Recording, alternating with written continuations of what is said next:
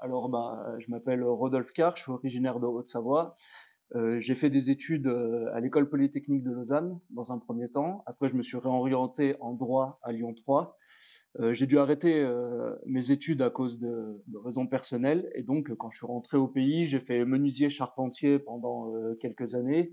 J'ai monté une entreprise aussi de nettoyage et de déménagement avec mon meilleur ami. Et une fois que l'entreprise était lancée, moi, je voulais me retourner dans ce qui me plaisait vraiment, ce qui est donc les idées politiques et notamment l'écriture. Donc une fois que la chose a été bien lancée, je suis monté à Paris avec pas grand-chose dans les poches. Et de fil en aiguille, j'ai commencé à écrire des articles à droite et à gauche. Je travaille aujourd'hui dans une maison d'édition. Et donc, ça m'a permis, au bout d'un certain temps, de donc écrire ce premier livre sur Georges Sorel, qui est une figure assez intéressante parce que moi, je suis assez porté sur le 19e siècle, parce qu'à mon avis, c'est vraiment le siècle pivot où tout va se décider, notamment d'un point de vue économique, parce que c'est au moment de l'industrialisation où les révolutions industrielles montent en Europe. On a l'apparition des nationalités aussi en Europe. On a l'apparition aussi d'une nouvelle classe dirigeante qui est la classe bourgeoise contre justement et à la place de la classe aristocratique. Donc c'est vraiment à mon avis un siècle sur lequel il faut revenir pour essayer de comprendre notre politique, on va dire moderne. Et le deuxième texte est plutôt un texte, on va dire, de circonstances et de débat. Au sein du camp national, il y a comment dire, un clivage sur lequel, ça va me permettre d'introduire tout de suite la conférence, sur lequel, mine de rien, sur un nombre de sujets, alors qu'ils soient plutôt, on va dire, sociaux, comme la révolte des Gilets jaunes, le débat sur les retraites ou même la révolte des paysans, où, mine de rien, au sein du camp national, on a pu avoir apparaître quelques divergences. Bien évidemment, il y a la question de l'Union européenne, où les souverainistes vont plutôt être sur un modèle national, quand une partie des identitaires sont déjà plutôt sur le logiciel, on va dire, européen, voire même du monde blanc en général. Et aussi un des clivages, à mon avis, qui est assez central entre les souverainistes et les identitaires, c'est bien sûr, bien évidemment, les questions géopolitiques. Alors, je ne vais pas vous accabler aujourd'hui sur les questions géopolitiques, je vais plutôt rester sur le domaine, on va dire, plutôt national. Et donc, oui, pour vous faire une présentation plutôt schématique, disons que les identitaires sont plutôt les partisans du contenu sur la nature du peuple, sa composition, quand les souverainistes vont plutôt s'intéresser au contenant, c'est-à-dire aux institutions. Et on pour souvent ce que les identitaires, enfin en tout cas le reproche qu'ils vont faire aux souverainistes, ils vont leur dire oui, mais d'accord, demain le peuple peut bien changer, notamment démographiquement. Vous, les souverainistes, quelque part, vous en fichez tant qu'on a la main sur nos instruments de souveraineté. Et souvent, les souverainistes vont faire le reproche aux identitaires un peu inverse, en disant oui, c'est très bien de conserver l'homogénéité d'un peuple, mais par contre, si on n'a plus la main sur nos instruments de souveraineté, notamment industriels ou économiques, et quelque part, on peut tomber dans une situation un peu équivalente, par exemple, aux aborigènes. Les aborigènes vivent sur la terre de leurs ancêtres en Australie. Est-ce qu'ils ont les mains sur les leviers pour décider de la politique de l'Australie? Ça, c'est une autre question. Et on peut faire, bien évidemment, aussi, on peut prendre en tout cas comme exemple, par exemple, des Indiens d'Amérique. Les Indiens d'Amérique, aujourd'hui, sont sur la terre de leurs ancêtres. Est-ce qu'ils ont un poids dans la politique intérieure comme extérieure des États-Unis? Je ne pense pas. En tout cas, si quelqu'un a d'autres contre-exemples, je veux bien les recevoir, mais je ne pense pas en tout cas. Donc, disons que les identitaires vont plutôt s'intéresser à ce que les peuples sont, quand les souverainistes vont plutôt s'intéresser à ce que les peuples font. Dans un domaine, on est plutôt dans le domaine, enfin, dans la question de l'être, donc dans le réalisme biologique, alors que dans l'autre, on va plutôt être dans la question de l'agir, du faire, du réalisme politique. Et moi, justement, je suis un peu sur une ligne de crête des deux côtés parce que moi, je me considère avant tout comme nationaliste. Et le nationalisme, il est intéressant dans un sens parce qu'il regroupe un petit peu les deux dimensions, si vous voulez. Parce que la question fondamentale du nationaliste, c'est celle de se maintenir en tant que peuple historique, mais se maintenir aussi en tant qu'entité politique souveraine. Donc, si vous voulez, c'est un peu une alliance de l'être et de l'agir. Et on pourrait, la définir comme la question de se maintenir. À mon avis, c'est celle qui est pertinente. Et pourquoi elle est pertinente? Parce que dans certains domaines, c'est une question qui revient à chaque fois, et ce domaine, c'est bien évidemment celui de la stratégie. La stratégie, on le connaît tous bien évidemment sous l'angle militaire, diplomatique, mais la question de la stratégie, elle est aussi intéressante d'un point de vue industriel, d'un point de vue de souveraineté alimentaire. Avec la révolte des paysans, Sébastien, je sais qu'il pourra peut-être nous en parler récemment, c'est vraiment des questions qui sont revenues. On parle aussi de souveraineté numérique. Donc on voit bien que justement la question de la stratégie, elle revient souvent et sur des domaines assez variés. Et en tout cas, il y a une maxime en stratégie militaire que je voudrais que vous gardiez en tête tout au long de cette conférence, c'est que c'est le terrain qui détermine la manœuvre. de manière théorique, on peut avoir élaboré tous les meilleurs plans possibles, politiques, géopolitiques, tout ce qu'on veut. Vraiment, ce qui détermine à chaque fois la vérité, c'est le terrain, c'est voilà, c'est vraiment là où se passent les choses. Exactement. Et si Napoléon était un grand stratège, c'est qu'il avait peut-être tout l'arrière, le background, si vous voulez, des théories politiques et militaires en tête, mais par contre, bah, c'était un formidable homme de terrain. Il savait s'adapter à toutes les positions, à toutes les réalités, à toutes les contingences, justement, que proposait le terrain. Donc c'est pour ça que ça me permet tout de suite de répondre à une question que souvent, enfin, un reproche que font souvent les identitaires aux souverainistes. Ils leur disent oui, bon, comme je vous l'ai dit, vous, si demain, bah, par exemple, on sort de l'Union européenne, qu'on retrouve nos instruments de souveraineté, mais par contre le peuple a changé, bah, ça ne vous fera pas grand-chose. Je pense à mon avis que c'est une erreur de diagnostic, parce que bien évidemment que les questions de changement démographique, de changement de population, bah, vont influencer directement sur la géopolitique des pays. Je ne sais pas si vous vous souvenez, en 2020, il y a eu des tensions entre la Turquie et la Grèce, et le seul pays européen qui a pu se permettre comment dire, de venir au secours des Grecs, bah, ça a été la France. Alors vous me direz, bien évidemment, c'est le seul pays qui a des capacités militaires en Europe. C'est vrai aussi, même si on peut penser à l'Angleterre. Mais par contre, on a bien vu que, par exemple, il y avait une certaine pusillanimité du côté de l'Allemagne. Et la réponse, elle est assez simple. Du côté de l'Allemagne, c'est qu'ils ont une diaspora turque qui a véritablement un pouvoir. Et là, je vais prendre un exemple tout récent. Il y a eu l'annulation, je ne sais pas si vous l'avez vu, à Bruxelles ce week-end, d'une conférence où il y avait Viktor Orban et Éric Zemmour. Et le bourgmestre, donc, qui a interdit cette conférence à Bruxelles, ben, on a vu qu'il avait des accointances avec le parti d'Erdogan. Donc, vous voyez, on sent bien que évidemment qu'une population, eh ben, elle l'empêche en tout cas d'avoir une certaine souveraineté. Donc c'est pour ça que c'est première réponse que j'aimerais faire aux identitaires, c'est que bien évidemment les souverainistes, mais aussi les questions démographiques, eh ben, on les prend en compte parce qu'elles sont vraiment fondamentales. Et là aussi, ça me permet de rebondir sur un livre que je vous conseille qui est assez intéressant, c'est le livre de Florence Berco-Blacker, Le frérisme et ses réseaux, parce qu'il montre très bien que bien évidemment on a la rue arabe qui se constitue en France. Vous savez, c'est par exemple les commerces, ce genre de choses. Mais on voit bien aussi que même au sein des réseaux, notamment parfois financiers dans la banque, on sent qu'il y a vraiment une montée comme ça et que les frères musulmans, c'est vraiment quelque chose qu'ils ont pensé. Il y a une stratégie derrière. Et ça, à mon avis, il faudra faire attention. Et en tout cas, c'est une première réponse que je voulais faire souvent aux identitaires, c'est que bien évidemment que les souverainistes, parce qu'on voit que les enjeux sont directement liés. Donc, comme je vous l'ai dit, y a-t-il un bouleversement du paysage démographique en France? Oui. Est-ce que les souverainistes doivent-ils s'en inquiéter? Bien évidemment. Mais peut-être ce qui est encore plus impérieux, si je peux dire, vis-à-vis du remplacement de population, c'est aussi le vieillissement de la population. Et là, ça doit vous intéresser tout particulièrement, vous qui êtes plutôt un cercle porté sur les questions économiques. C'est que d'ici 2070, dans l'Europe de l'Ouest, en tout cas, même dans l'ensemble des populations des sociétés occidentales, la tranche des plus de 65 ans va l'emporter sur la tranche des moins de 20 ans.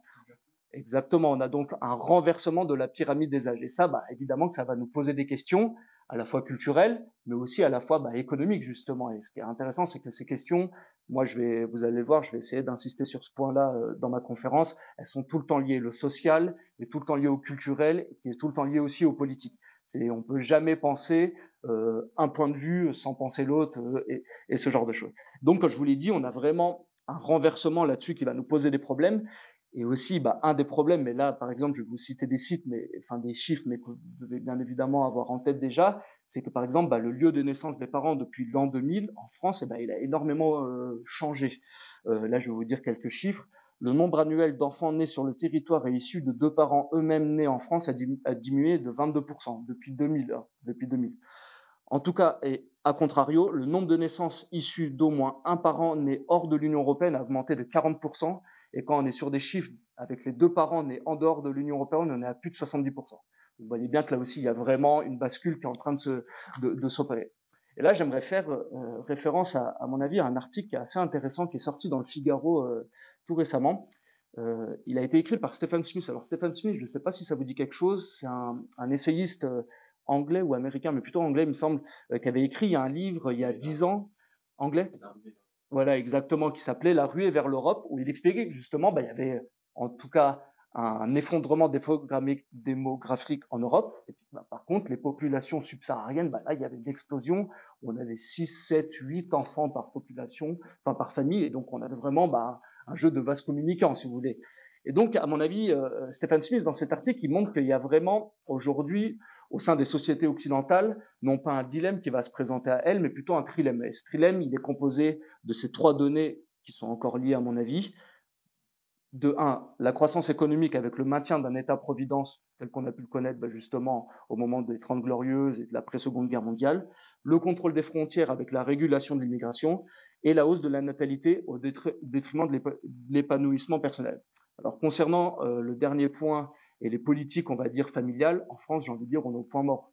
On a une constitutionnalisation de l'IVG qui s'est mise en place, on le veuille ou non, ça indique quand même une certaine idéologie. On a toutes ces lois qui sont passées sur la PMA, la GPA. Alors on sait qu'il y a certains pays en Europe qui essayent de mettre en place des petites politiques natalistes, comme par exemple l'Italie ou même la Hongrie. Moi, j'en ai parlé tout récemment avec quelqu'un qui est assez proche justement de la politique hongroise,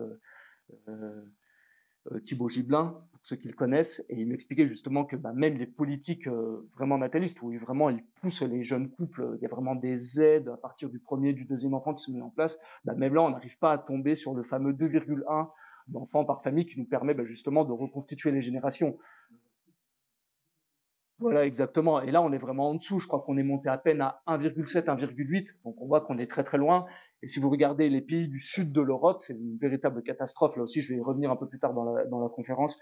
Mais si vous regardez le taux de fécondité, que ce soit en Italie ou en Espagne, on est des taux vraiment catastrophiques. En France, à chaque fois, on nous présente comme le bon élève. Mais là-dessus, il ne faut pas se voiler la face. On est le bon élève parce qu'on a évidemment notre population d'origine immigrée qui pourvoit justement, même si ce qui est assez intéressant, c'est que les populations d'origine immigrée, au bout de une ou deux générations, elles reviennent sur le taux des populations occidentales. Donc c'est un peu comme ça à mettre en corrélation, mais par contre c'est assez intéressant. Et comme monsieur l'a très bien évoqué, il y a aussi le cas japonais qui est assez intéressant, parce que les Japonais ont accepté de rentrer dans une certaine stagnation économique. Et par contre, on voit même que, en ce moment, on réouvert un peu les vannes de l'immigration. Mais par contre, il faut une immigration légale et choisie. Il faut venir en priorité des Asiatiques et non pas des Africains. Et en tout cas, comme on peut le faire en France ou notamment en Angleterre. Et ce qui m'avait aussi intéressé, c'est que au moment du jour de l'adoption de la loi immigration, vous savez, de tout ce cirque politique qu'on avait connu au moment de la cirque, où tout le monde avait fait un peu de la politique politicienne à ce moment-là, surtout que la loi a été retoquée, il me semble, juste derrière par le Conseil d'État, bon bref, le cirque politique comme on l'aime en France. Ce qui est intéressant, c'est que Patrick Martin, qui est l'actuel président du MEDEF, avait fait une sortie assez intéressante, il avait dit, je vais vous le citer, d'ici à 2050, nous aurions besoin, sauf à réinventer notre modèle social et notre modèle économique, de 3,9 millions d'emplois de salariés étrangers. Ce ne sont pas les patrons qui demandent massivement de l'immigration, c'est l'économie. Je trouve que le mot il est assez intéressant parce qu'il montre bien justement que c'est un système qui fait cet appel. Ce système, j'ai justement essayé un peu d'en faire la généalogie tout au long de ma conférence, justement aussi pour le critiquer et pour essayer de voir est-ce qu'il y a un autre modèle, entre guillemets, qui nous permettrait de sortir un peu de cette concave. Et donc justement, après ce constat que j'ai pu faire à travers l'énonciation de ces différents chiffres, souvent on en arrive à cette question où les identitaires vont me dire, voilà Rodolphe, tu te rends bien compte, les populations blanches sur l'ensemble de la planète sont en train de sombrer, en Europe c'est une véritable catastrophe, donc il faut faire émerger, comment dire, cette conscience identitaire, cette conscience raciale, prenons un mot un peu moins polémique, identitaire, en disant justement les blancs, quelque part, doivent se rassembler, essayer de faire des politiques communes, ce genre de choses. Et c'est là, moi, où j'ai un petit bémol. Évidemment, je sais pertinemment que ce sont des périls qui nous menacent, notamment sur le changement de peuple, il n'y a aucun problème là-dessus. Comme je vous l'ai montré, les souverainistes sont vraiment conscients, à mon avis. En tout cas, moi, je les pousse à chaque fois que j'en croise certains cadres des partis souverainistes à s'emparer de ces questions, parce que notamment vis-à-vis des jeunes générations, la question identitaire, elle est centrale. On ne peut plus l'éluder, c'est quelque chose vraiment qui vit au jour le jour, que ce soit dans l'insécurité, que ce soit sur leur lieu de travail, à l'école, au collège, dans la rue, dans les lieux où ils font la fête de vacances, c'est une question qui revient, qui est vraiment lancinante. Mais par contre, ce dont on se rend compte, c'est que d'un point de vue électoral, les clivages aujourd'hui sont plutôt différents. Ils sont plutôt économiques, géographiques, culturels. Si vous voulez, en France, aujourd'hui, on a un peu deux France. On a une France des métropoles et une France de la périphérie. Ça, c'est les fameux travaux de Christophe Guilluy, si ça vous dit quelque chose. On a les somewhere vs les anywhere. Ça, c'est plutôt David Goodhart qui avait analysé ça en Angleterre, mais c'est quelque chose qu'on peut totalement mettre en corrélation avec la France. Et si vous voulez, on a un peu une France C8 contre une France CNews. Là aussi, c'est une analyse que Jérôme Fourquet avait fait assez intéressante. Il avait mis en adéquation les prénoms. Si vous avez regardé ces news, par exemple, vous trouvez souvent des noms, enfin des personnes qui ont des prénoms, on va dire, du calendrier chrétien.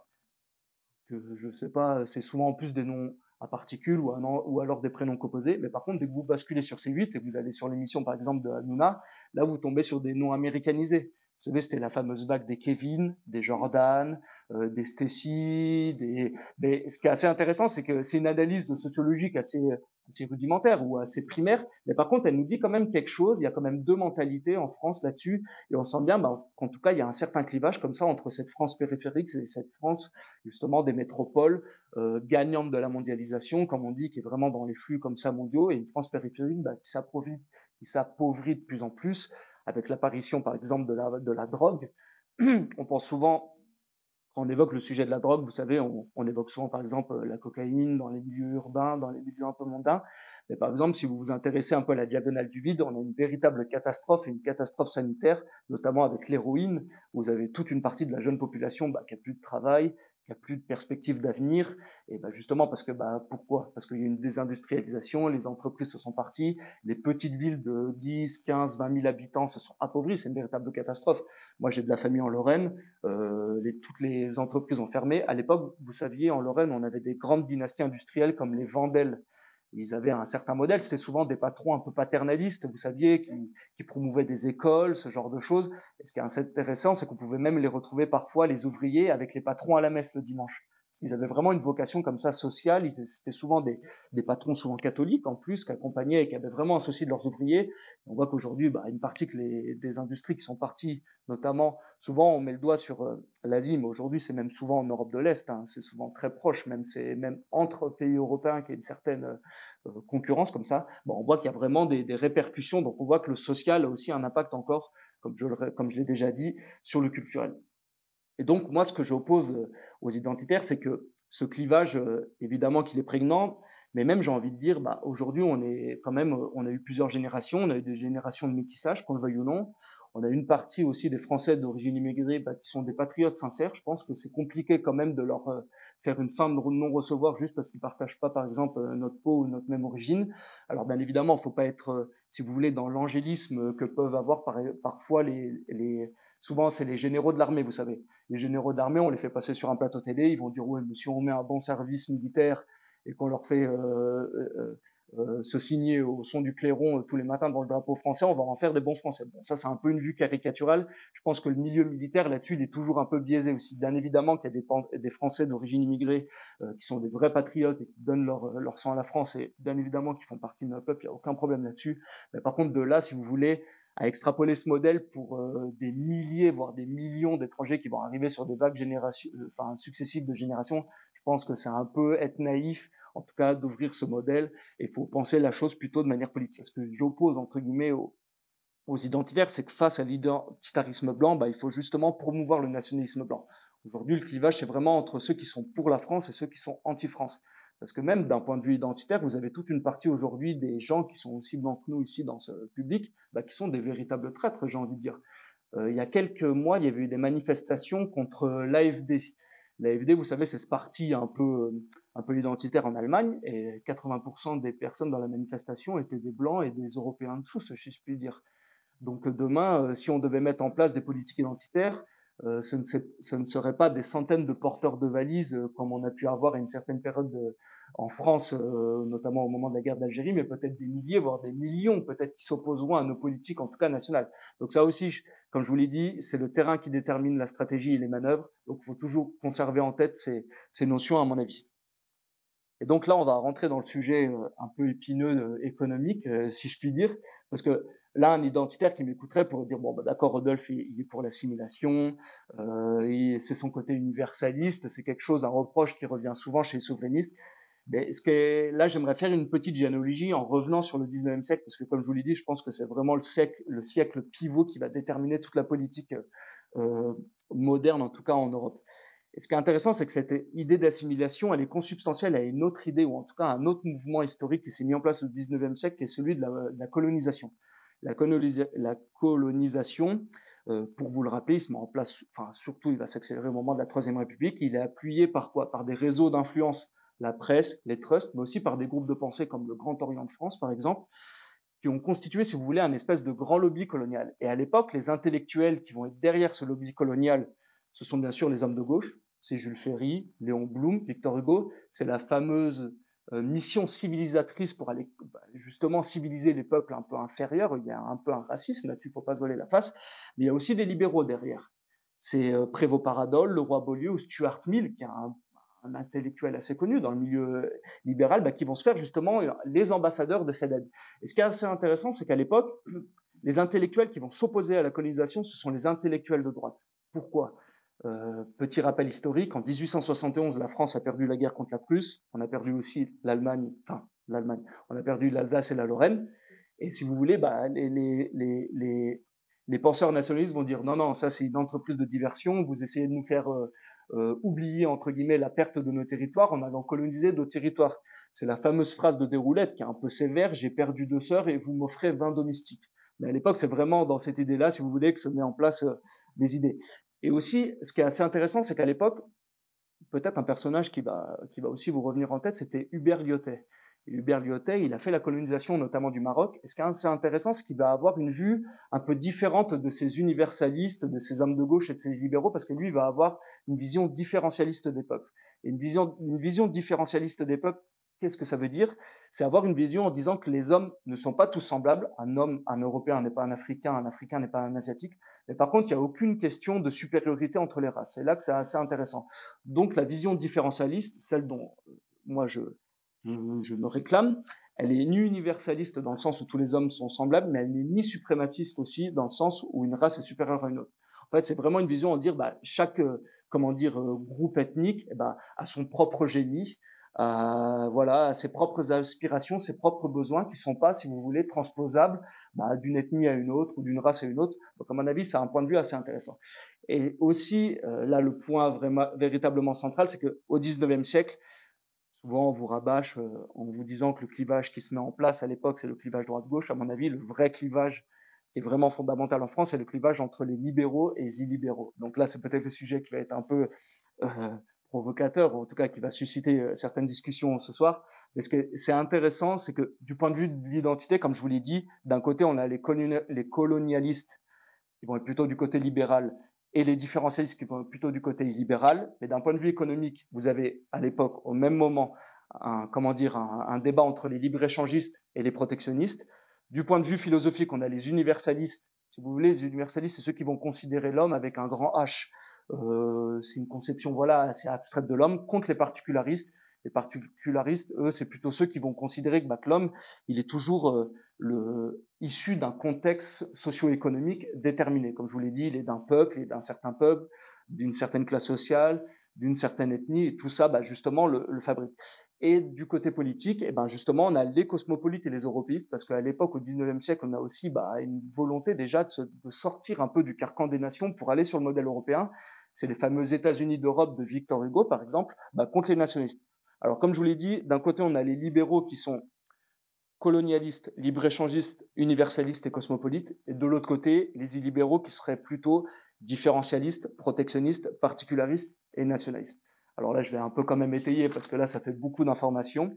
Mais là, comment dire, sur l'identité de la France, il y a à mon avis un moment qui est très intéressant au XIXe siècle, c'est qu'au XIXe siècle, c'est l'identité économique de la France aussi qui va se déterminer. Là, je vous renvoie à 2 ouvrages de Todd, mais non pas d'Emmanuel Todd, mais de son fils David Todd, qui sont vraiment capitaux pour comprendre cette question. Le premier, il s'appelle tout simplement L'identité économique de la France, et le deuxième, Un empire de velours. Et ce qui est intéressant, c'est que David Todd, il est vraiment, si vous voulez, au XIXe siècle, en France, on a véritablement un débat pour savoir quelle identité économique prendre et vers quelle voie, en tout cas, se projeter. Et à l'époque, bien évidemment, les promoteurs du libre-échangisme, c'est les Anglais.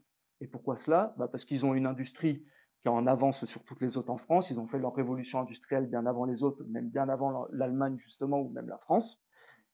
Et exactement. Et aussi, la deuxième question, c'est que ils produisent plus de fer que d'autres et que les autres. À l'époque, ils ont tout intérêt à ce que les pays européens ouvrent leurs barrières tarifaires, ce genre de choses, et leurs frontières, pour déverser leur surplus industriel.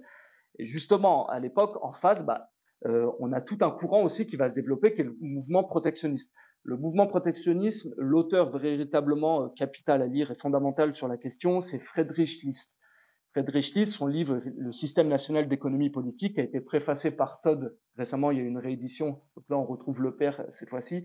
Il est véritablement intéressant parce qu'il montre que, si vous voulez, l'apparition, en tout cas l'émergence du sentiment national au XIXe siècle, il a été consubstantiel aussi au protectionnisme économique.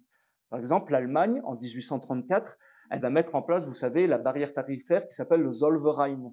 Et en fait, ce qui est intéressant, c'est qu'on a une libéralisation des échanges entre les États allemands.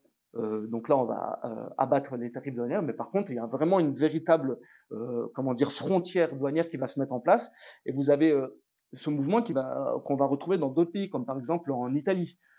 En Italie, à la fin du XIXe siècle, vous avez une partie des paysans qui sont pour l'ouverture des frontières parce qu'ils ont envie de déverser notamment leur vin partout en Europe. Mais par contre, par exemple, la même chose, toute la bourgeoisie industrielle du nord de l'Italie, en Lombardie ou au Piémont, elle veut non des protections, elle veut protéger son industrie émergente. Et ce qui est assez intéressant, c'est qu'on a déjà une opposition, et cette opposition entre les ouvriers et les paysans, ça a été toujours un peu la pierre d'aporie aussi de la doctrine marxiste.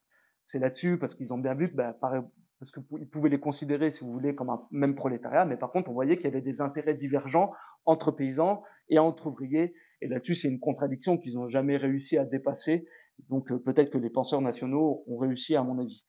Et ce qui est intéressant avec le protectionnisme, c'est ce n'est pas qu'un fait économique.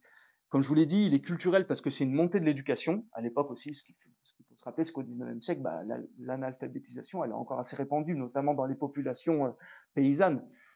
Toutes les lois de la Troisième République, de l'instruction publique et gratuite, justement, c'est pour arracher les petits paysans à leurs travaux des champs, pour aller les mettre à l'école. Vous savez, souvent, ça faisait des petits débats entre les parents, justement, ils disaient oui, mais il est plus utile à travailler au champ avec nous.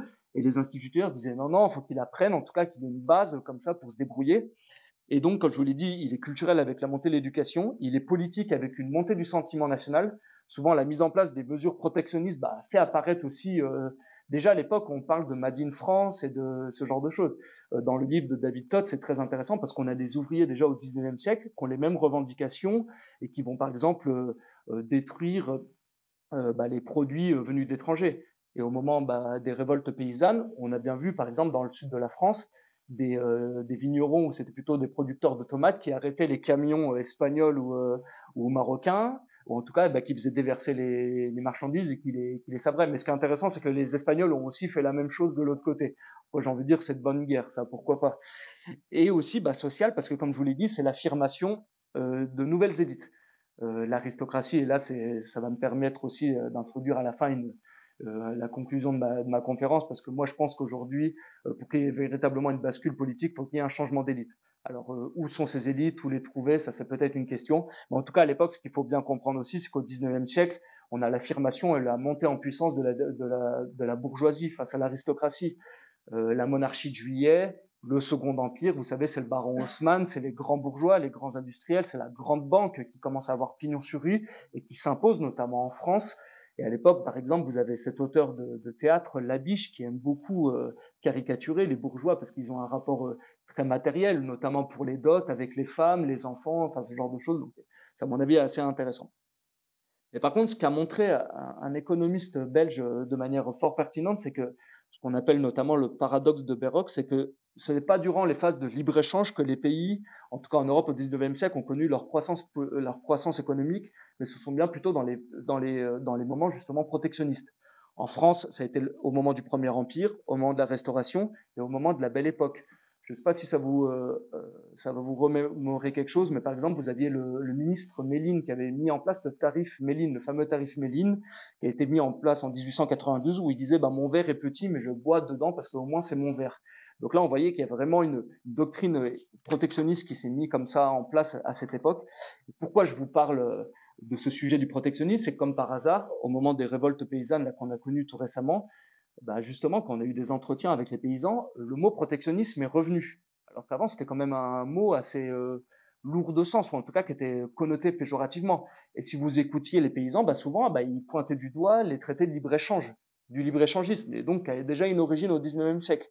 il pointait du doigt le Mercosur, le CETA, mais même, j'ai envie de dire, la concurrence intra-européenne, avec le blé peut-être ukrainien demain, avec les volailles. Alors les volailles, peut-être que Seb me confirmera, mais il y a le porc aussi allemand, par exemple, qui fait du dumping, il me semble, ou même polonais. Donc on voit que même au sein des sociétés, ou en tout cas des nations européennes, là aussi on a des divergences. Et comme je vous l'ai évoqué avec cet affrontement avec les Espagnols, à mon avis, c'est assez intéressant. Et justement, pourquoi je vous parle de ces notions protectionnistes? Parce que là, on parle du sujet plutôt agricole. Mais par exemple, on l'a vu, par exemple, au moment du Covid, on n'avait plus d'industrie en France pour produire nos propres masques. On était obligé de faire une chicane sur les tarmacs. Vous me souvenez, je ne sais pas si vous vous souvenez, on voyait des pays justement qui arrêtaient des avions, qui détournaient des avions pour avoir des masques. Enfin, c'était absolument ridicule. Mais ça, on peut aussi l'ouvrir, par exemple, aux problèmes logistiques. Aujourd'hui, vous savez, la Chine essaie de recréer une espèce de route de la soie. Comme par hasard, on les voit réinvestir dans les ports grecs, mais aussi dans les ports français, dans les ports italiens, dans les ports enfin, dans les ports des Pays-Bas, ce genre de choses. Ils investissent aussi dans les aéroports. Vous savez, ça c'était une petite polémique qu'on a eue il y a quelques années où un aéroport avait été vendu justement. Et on voit justement il y a une prédation, par exemple, de la Chine pour mettre la main sur toutes ces infrastructures de logistique pour essayer justement de recréer cette route de la soie. Et il n'y a absolument rien de complotiste derrière, parce que là, j'aimerais aussi vous renvoyer, à mon avis, sur deux commissions d'enquête qui sont assez intéressantes. La première, c'est celle de Montebourg à l'Assemblée nationale, où il explique justement qu'elle était ministre de l'économie, à quel point on avait perdu toutes nos grandes industries. À l'époque, je vais vous les citer, il y avait Arcelor, Péchinet, Alstom. Alstom, ça a été un véritable scandale, je ne sais pas si vous vous souvenez aussi. Le patron a été séquestré aux États-Unis. Donc là, on avait vraiment de l'ingérence sur des questions de souveraineté, notamment énergétique. On a aussi Technip, qui était leader des oil and gas, Lafarge, leader des ciments, qui a été vendu tout récemment à des Suisses, Alcatel, Elsilor. Donc il y a toute une pléthore de la vente à la découpe des instruments de souveraineté comme ça et de puissance économique qu'avait la France. Montebourg, comme d'hab, lui, quand il est aux manettes, après c'est très bien de venir s'en plaindre. Bon, il n'a rien fait à l'époque, bon, d'accord. C'est un peu comme Henri Guénaud, ça. Bon, le personnage est sympathique, mais bon, ces mecs-là ont été au pouvoir, mais ils n'ont rien fait, bref. Et aussi, il y a une autre commission qui est peut-être encore plus intéressante, c'est celle de François Fillon devant le Sénat. Et là, à mon avis, il a mis le doigt sur un mot, sur un concept qui est assez intéressant, qui est celle d'extraterritorialité du droit américain, où il expliquait très bien que justement, les États-Unis, c'était un peu notre meilleur ennemi. Vous savez, ils avaient par exemple infligé une amende record à BNP et à plusieurs banques françaises, voilà, exactement, où ils avaient vraiment sanctionné. Donc là, on voit vraiment que même parfois, avec nos propres alliés au sein du camp occidental, quand on est sur des questions de souveraineté économique, financière, bancaire, ça rigole pas du tout. Et même ce qui est assez intéressant, c'est que quand vous discutez avec des gens qui sont plutôt dans le secteur de la défense, les questions de souveraineté, ils vous le disent clairement qu'on a peu, voire absolument aucun ami. Et je sais, par exemple, il y a Christian Arbulot, qui est le directeur de l'école de guerre économique, qui a fait des travaux très importants sur justement le fait d'avoir détruit la filière nucléaire en France. Et il montre très bien derrière, il y a un droit d'ingérence, en tout cas de l'Allemagne. Vous savez, l'Allemagne est passée par des partis politiques, notamment les Verts, mais aussi par des groupes d'influence, des lobbies. Et on sent bien justement la France, d'un point de vue protectionniste, elle a un peu attaqué sur toutes ses surfaces, d'un point de vue numérique, de souveraineté alimentaire, énergétique, sans parler du militaire ou ce genre de choses. Donc là, à mon avis, c'est quelque chose qui donne du crédit, en tout cas, à la voie souverainiste, parce qu'on montre que c'est vraiment des questions intéressantes. Et donc, pour revenir pareil, si quelques identitaires se sont glissés dans la salle, ils pourraient dire, voilà, Rodolphe, on t'a découvert, tu es un vrai marxiste. C'est quelque chose qu'on me dit souvent. On me dit, oui, Rodolphe, tu t'intéresses aux questions économiques et sociales, donc tu es marxiste. Non, pas forcément. Je dis juste que j'essaie de voir un peu les liens de causalité. Et c'est vrai que, si on se rend compte depuis, il y a vraiment une bascule, à mon avis, à partir des années 70-80. Il y a quelques personnes un peu plus âgées que moi dans la salle et peut-être qu'ils ont dû connaître en tout cas une autre France qui était plutôt un fleuron, notamment d'un point de vue industriel. C'est les fameux plans du général de Gaulle où on était en avance sur beaucoup de points. Et par exemple, quelques chiffres, là encore, le secteur industriel en 1980 représentait 25% du PIB national français. Aujourd'hui, en tout cas en 2019, il représentait plus que 10%. Donc là aussi, il y a l'importance, bien évidemment, des politiques européennes, mais bien aussi, bien évidemment, du choix de nos élites. Et il y a aussi un moment qui est, à mon avis, fondamental, c'est celui du passage à l'euro. Et là, je pense qu'il faut rendre hommage aux travaux de Charles Gave, qui a fait des travaux assez intéressants, notamment sur la désindustrialisation italienne à partir du passage de l'euro. Je me souviens, j'ai fait l'IFP, il nous faisait un cours, Et c'est absolument, enfin, je veux dire, c'est clair comme de l'eau de roche. À partir du moment du passage à l'euro, la chute industrielle de l'Italie, une véritable catastrophe. Mais à mon avis, là aussi, ce qu'il faut, c'est un long, si vous voulez, c'est un long processus qui se met en place. C'est pas seulement le choix de nos élites. C'est qu'à l'époque, en tout cas en France, on a fait le choix de la tertiarisation contre justement le secteur primaire ou le secteur secondaire. Et pourquoi on a fait ce choix? Comme par hasard, là je vais retomber sur le côté de l'immigration, c'est qu'on a fait le modèle d'un choix justement de services, de tertiarisation, parce qu'on a besoin de consommateurs en France. Quand on vous vend qu'on a besoin de travailleurs et que la population immigrée est faite pour ça, en fait, c'est absolument du vent. Depuis les années 80, on n'a plus besoin de travailleurs en France, on a véritablement besoin de consommateurs. Là aussi, c'est véritablement intéressant. Et Pierre-Yves Rougeron a une formule assez intéressante, c'est les fameux immigrés balais à la main, ballon au pied et sac des livreaux sur le dos. Vous savez, là, je veux dire, surtout si vous habitez à Paris, vous devez vous rendre compte qu'aujourd'hui, aujourd'hui, les immigrés qu'on fait venir en masse, c'est pour du tâcheronnage, en fait. C'est absolument pas pour des postes qualifiés. Alors, je sais qu'il y a le côté aussi des médecins, mais j'ai pas envie de revenir dessus parce que c'est un domaine qui est assez compliqué, notamment avec le numerus clausus. Mais en tout cas, on le voit bien que l'immense majorité de la main-d'œuvre qu'on fait venir en masse en France, elle est là pour le BTP, pour la restauration, pour le commerce, et justement qu'elle est, comment dire, qu'elle est concentrée dans les grands centres urbains, Paris, Bordeaux, Lyon, Marseille, et un petit peu maintenant on commence à mettre un peu en province. Mais en tout cas, il y a vraiment, à mon avis, une bascule là-dessus. Et ce qu'il faut bien comprendre, c'est que ce modèle de l'assistanat, quelque part, il y a des secteurs économiques en France qui en profitent. Je vais vous en citer quelques-uns. Les sociétés immobilières peuvent en profiter parce que ça fait plus de personnes sur le marché. On a les établissements de santé, les banques, les supermarchés, les entreprises de téléphonie mobile, parce que bien évidemment, ça fait plus de forfaits. Et aussi, il y a peut-être un côté plus insidieux. Et là, c'est sur la gauche qu'il faut se focaliser, c'est qu'il y a aussi tout un business qui s'est mis du côté de la gauche, notamment au niveau des associations d'aide aux migrants et des avocats. Il y a des avocats aujourd'hui qui sont spécialisés dans le droit aux migrants. Il faut aussi comprendre que c'est un business pour des gens. Donc c'est pour ça aussi qu'ils le défendront peut-être jusqu'à la trogne. Et ce qui est assez intéressant, c'est que ce modèle de tertiarisation de l'économie, ça a aussi accompagné d'une transformation de nos villes, ou en tout cas du paysage économique français. Et ce modèle, cette transformation, on pourrait lui donner le nom de métropolisation. Là aussi, je vais vous donner quelques chiffres. Aujourd'hui, on a 12 métropoles françaises qui produisent près de 2 tiers des richesses sur 5% du territoire. Donc là, on voit vraiment le gap entre la métropole et la périphérie, alors qu'elles n'abritent que 27% de la population. Donc là, comme je vous l'ai dit, on a toujours, si vous voulez, ce distinguo entre des personnes qui sont les gagnants de la mondialisation et les personnes qui sont plutôt les perdants. Et là-dessus, il y a un petit constat que j'aimerais vous lire du sociologue Pierre Vermeuren. Pour ceux qui habitent Paris et peut-être qui l'ont connu à des époques passagères, je pense que vous allez vous y reconnaître dans ce passage. Donc je vous le cite. Depuis une douzaine d'années, des milliers de familles quittent annuellement la capitale, la vie parisienne leur étant devenue hostile. La spéculation immobilière a eu un effet dévastateur dans les métropoles. L'immobilier y est inabordable pour 80% de la population. Seuls les cadres supérieurs peuvent se loger dans ces villes, en dehors des ayants droit aux logements sociaux, soit les plus pauvres, qui sont les derniers arrivés. Mais cette spéculation chasse aussi les classes moyennes. Une ville sans enfants est un musée pour célibataires ou couples aisés et âgés, une ville artificielle. Or, Paris compte, depuis 2010, 6 000 enfants en moins chaque année, et ce malgré les nouveaux enfants d'arrivants. Donc là aussi, je pense que c'est assez éloquent, c'est qu'aujourd'hui, les modèles des villes occidentales, c'est des modèles pour qui?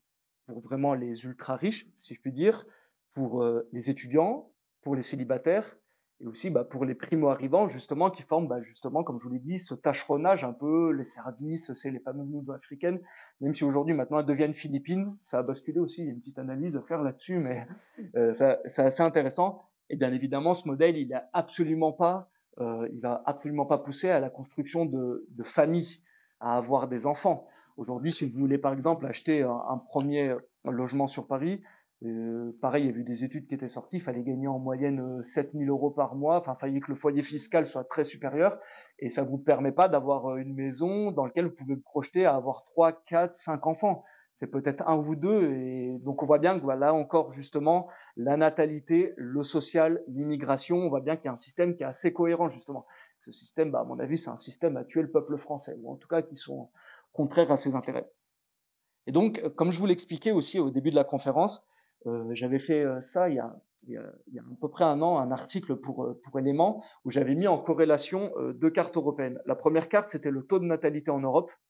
Donc là, La France, comme je vous l'ai dit, se débrouillait bien, mais on sait bien pourquoi. Mais les pays scandinaves aussi se débrouillaient plutôt pas trop mal, alors que le Sud, c'est vraiment une catastrophe. Le taux de natalité en Espagne, en Italie, dans les pays des Balkans, c'est vraiment aussi une catastrophe. Et ce qui est intéressant, c'est que cette carte, je l'avais mis en corrélation d'une autre. C'était celle à l'âge où les jeunes partent de leur domicile familial, de chez leurs parents. Et comme par hasard, les milieux où l'indice de natalité était très faible, c'était l'indice justement où le progrès économique était nul, et aussi où les parents, où les fils et les filles partaient le plus tard de chez leurs parents. Parce que bien évidemment, se projeter, construire une famille quand on n'a pas d'emploi, quand on n'a pas de perspective sociale, et bah, quand on est encore chez ses parents à 35 ans, bah, bien évidemment que c'est plutôt compliqué. Donc là aussi, c'est assez intéressant parce qu'on voit vraiment qu'il y a, là encore, il y a un peu tout qui est un peu tout qui est lié. Et donc, pour finir cette conférence, quid des élections et quelle voie de sortie possible pour nous, entre guillemets. Alors là, j'aimerais revenir sur la théorie d'un penseur marxiste qui est vraiment intéressant, qui est Antonio Gramsci. Et si vous voulez, comme je vous l'ai mentionné au début de la conférence, au 19e siècle, on a un renversement des élites. Et en Italie, c'est assez intéressant parce qu'on appelle cette période le Risorgimento.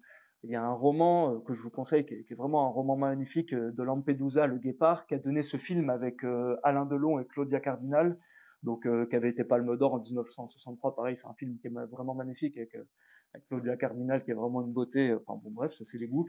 Et, et si vous voulez, la formation d'un bloc historique, comme l'a analysé Antonio Gramsci, il se construit sur trois éléments assez intéressants. Il y a une strate sociologique, une strate idéologique et une crise politique. Alors la crise politique, je vais évidemment pas faire le lien, mais aujourd'hui, évidemment qu'on vit une crise de la représentation. J'ai même pas envie de vous mentionner tous les chiffres d'abstention. Là, on va voir les élections européennes.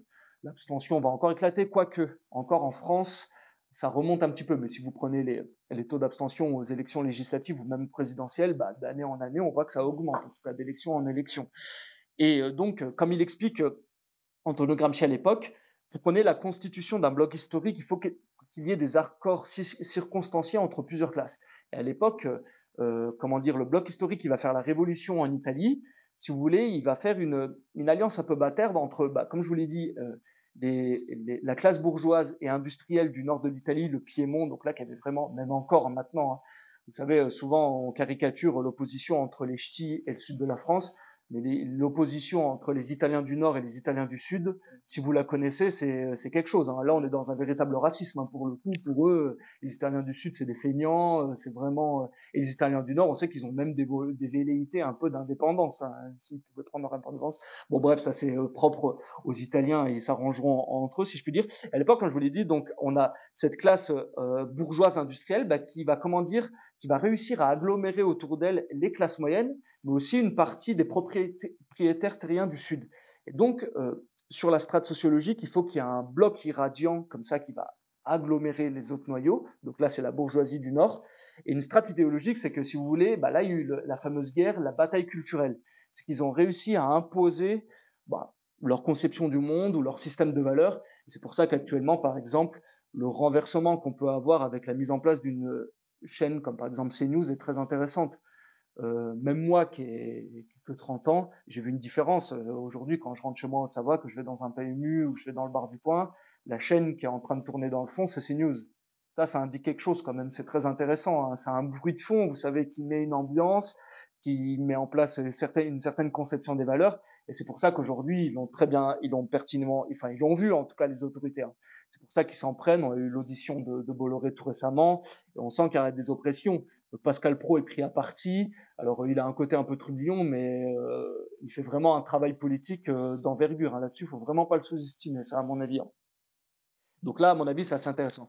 Et pour finir cette conférence, aujourd'hui, la configuration, à mon avis, du bloc national, en tout cas celui que moi j'aimerais porter, bah, aujourd'hui, si vous voulez, on a la configuration, c'est Jérôme Sainte-Marie qui l'a mise en place à travers ses livres, c'est l'opposition entre un bloc populaire et un bloc élitaire. Alors bien évidemment, cette vision, elle est un peu sociale, un peu économique. Mais par contre, là, je vois aussi, je vais m'expliquer, je vois que madame fronce les sourcils.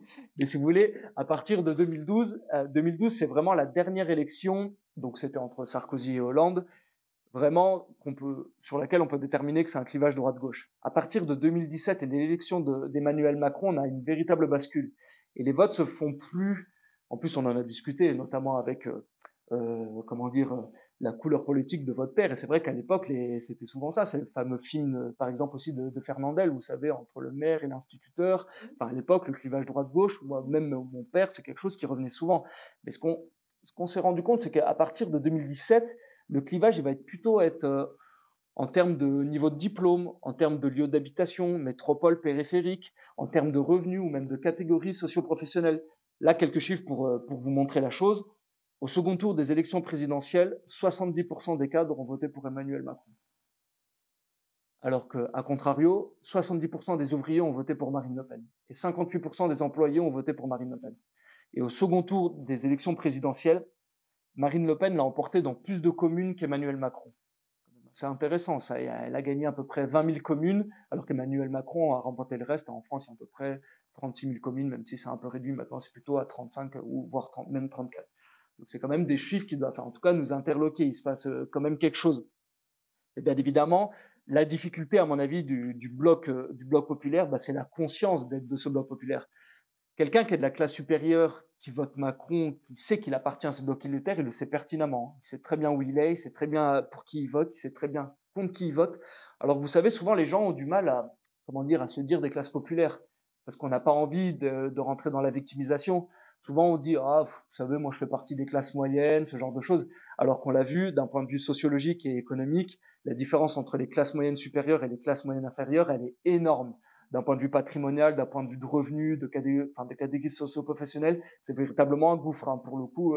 Et souvent, bah, les classes moyennes, elles sont souvent travailleuses, actives, elles payent l'impôt, ce n'est pas des gens qui se peignent. Et si vous voulez, ils n'ont pas envie de se faire rabaisser à des classes profiteuses, inactives, qui vont être bah, justement dans les allocations, ce genre de choses. Et moi, le premier, hein, mes parents sont exactement même dans ce même constat. Pourtant, bah, justement, il y a quand même une différence avec cette classe supérieure et ils n'en font pas partie. Donc là, c'est à mon avis, une petite aporie sur laquelle va aussi se confronter le bloc populaire plus tard pour avoir véritablement conscience de sa position, si je puis dire. Donc, à mon avis, le combat national pour les années à venir, il est véritablement à mener dans ce national-populisme, parce que c'est à la fois une défense à la fois du mode de vie, mais aussi du niveau de vie. Et on sent aujourd'hui, dans les différents sondages, quand on demande ce qui préoccupe les Français, bah, en premier, c'est souvent l'immigration, ou alors bah, le niveau de vie, ou ce genre de choses. C'est souvent les deux ensemble. Et aujourd'hui, on ne peut pas avoir un mouvement, à mon avis, de masse. Et ce que fait, à mon avis, bien le RN, bah, c'est de jongler un peu sur les deux jambes, la jambe identitaire, mais aussi la jambe économique. Et à mon avis, c'est ce que fait bien le RN. Et justement, j'aimerais finir cette conférence sur un sondage qui était sorti, pareil, il y a quelques semaines, voire 2, 3 mois, pour Valeurs Actuelles, où il montrait que dans un possible, euh, en tout cas aux élections de 2027, dans un possible duel entre Gabriel Attal et Marine Le Pen, bah Marine Le Pen l'emporterait pour la première fois. Alors là, vous allez me dire, oui, mais on nous l'a déjà sorti X fois. Il va se passer bien évidemment des choses jusqu'aux élections présidentielles, bien évidemment.